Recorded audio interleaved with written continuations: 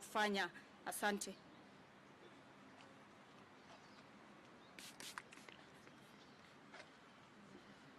Nayoma Sampao from NTV. My question is, how far is investigations into the COVID-19 millionaires issue? And then my other question is concerning the latest statistics reveal that we've been recording fewer cases. What is the explanation to that? And could the lack of reagents be a contributing factor? For what? Decreasing numbers? For the reduced numbers.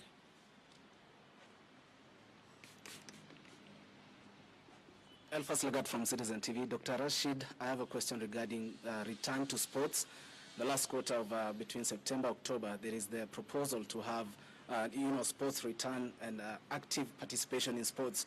How, as a ministry, have you laid out a return to sports? And again, there is the explanation that there needs to be testing, and also is going to actually bear the cost of testing. Is it the sportsmen? Is it the government? Please elaborate on that. And then another question to Dr. Amoth is regarding the projected number in September. The ministry has always said that September is the month that we'll see a peak in Kenya.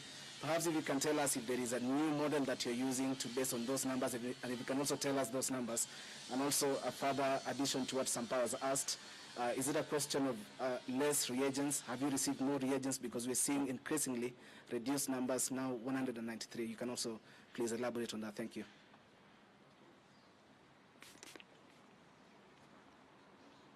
Sada Hassan from KTN. My question is on, you keep on saying in the last 24 hours you've tested these samples and you've seen this number of results. So we know for a fact that these samples are usually brought up together and then maybe a day or two, and then now the results are announced. So is there so these examples, these samples, when were they actually tested, and when were they collected? And then now the second question is, what measures have you put in place to ensure that we've seen a reduction in the backlog? Because across the country, we know that there's a backlog of these samples that have been collected, and we know in some counties that it takes up to 2 weeks to actually get the results. So, and by the time the results are coming in, they're not useful. Thank you. Okay, thank you. There was a question regarding the 21-day strike notice that certain healthcare workers have given. As a ministry, our aim, especially during this COVID pandemic, is to ensure that our response to the COVID pandemic does not falter. And it will falter if the most prized element of this response, who are our healthcare workers in the front line, decide to down their tools.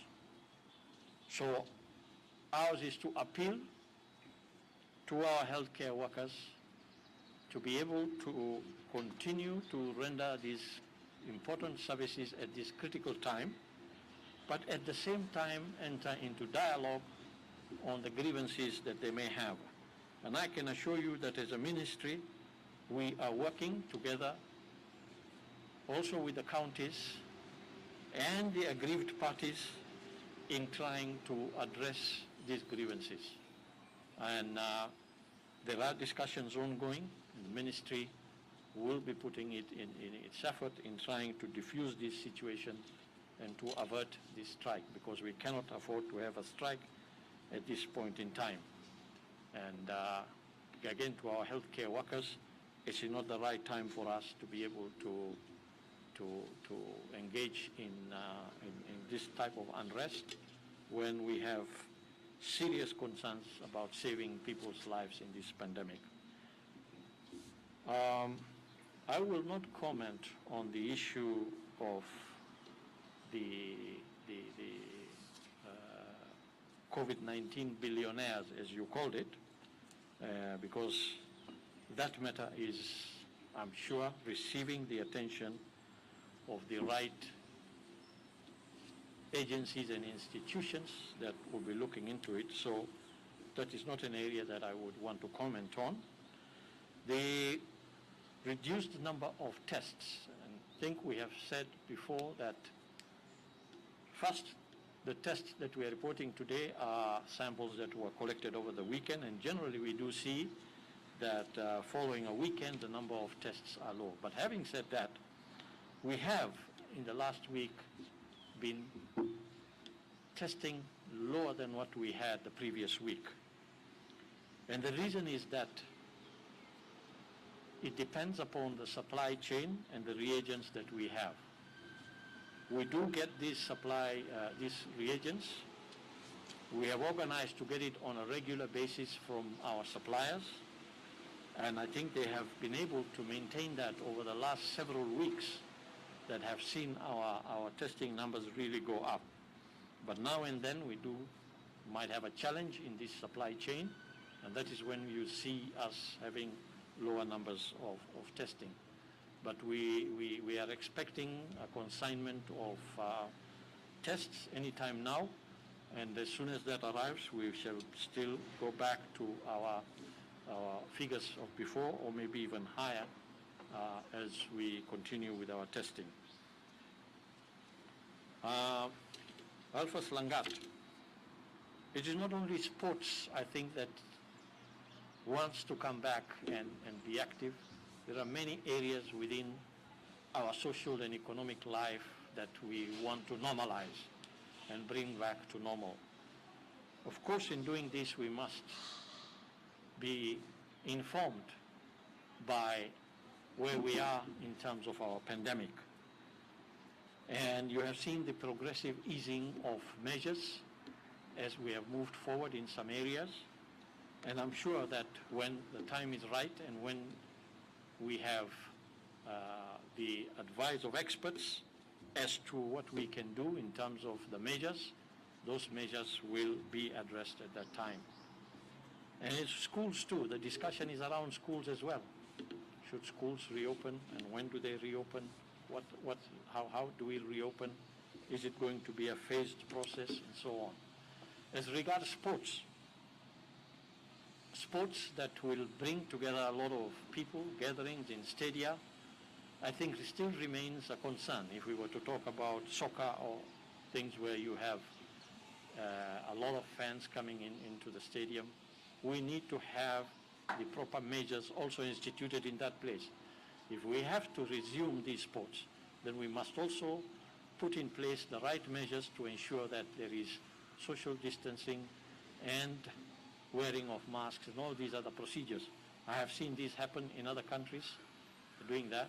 In many other countries, sports have resumed, but they are being done on a virtual basis, people watching from the comfort of their rooms. So I think we will address that as we move forward.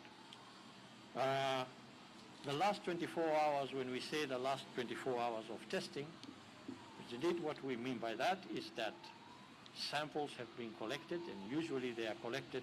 The program of collection of samples is that once they are collected, they are shipped to a lab. If they are collected during the daytime hours, they are then shipped to a lab in the evening, and then they are tested from there. Those are the 24 hours we talk about, because the following morning the results are ready to be presented. And by and large, that is how we have operated. However, on occasion, of course, there will be a backlog, and when there is a backlog, then preference is obviously has to be given to those samples that arrived earlier, for the reason that we need to test those samples. You can't keep samples for too long, otherwise they will not be of great value. So backlog challenges now and then do appear, but by and large, we do try to clear the samples that we get within that 24-hour period and return the results. And remember that we are testing in very many laboratories, and quite a good number of them are here in Nairobi, but we have also built capacity now in many of our laboratories across the country, in Kisumu, in Kericho, in Mombasa, in Kilifi, and then those results can then be relayed electronically to the center here for reporting.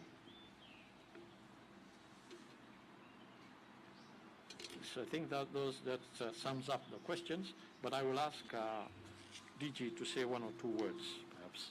Thanks, Waziri. In addition to what CS has told us is that today morning we had a meeting with the Council of Governors, the Kenya National Union of Nurses, the Kenya Clinical Officers Union, and the Kenya Medical Practitioners and Dentists Union in view of the strike notice that was issued. We have had very fruitful deliberations. Some of the issues date back to more than 5-6 years ago. And we have agreed that going forward, this is a time for us to come together as a country, and we'll be able to have a follow-up meeting next week on Tuesday to be able to see how we can be able to mitigate against this intended strike. So discussions are ongoing, and we are making good progress, and we believe we'll reach a compromise on the best way forward to safeguard the gains that we have made since we started fighting this pandemic in March. Lagat asked a question about the testing and the projections. Yes, as Waziri says, we have more than 34 labs now testing for SARS-CoV-2 spread throughout the country. But for the past 1 week or so, you have noticed a decreasing positivity rate, which as of today stands at 6%. So that is you are making progress, but you have not hit the magical 5%, which we need to hit and sustain for 2 weeks before we can actually say that we are flattening the curve.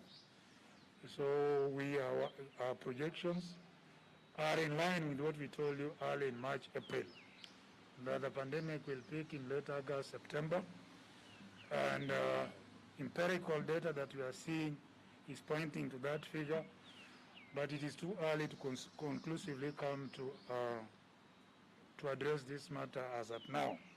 So the next 3-4 weeks will be critical to be able to tell us whether we hit the magical 5% and we sustain that positivity rate for 2 weeks, in which case we can conclusively say that we have flattened the curve, and therefore we can be able to lift the remaining measures. The question regarding sports, we have worked very closely with the Ministry of Sports in development of guidelines and protocols to ensure safe resumption of sporting activities without danger to the sportsmen and women and also to the public. And some of these protocols will, of course, ensure that there will be no spectators or audiences in these sports, but people can be able to watch virtually through TV broadcast or through the internet. Yesterday, you watched the Champions League final in Lisbon, which was a virtual thing, and we all watched it all over the world. We can as well be able to do that in Kenya, in athletics, in football, and all other areas of sports where we'll continue to excel. Thank you. Thank you.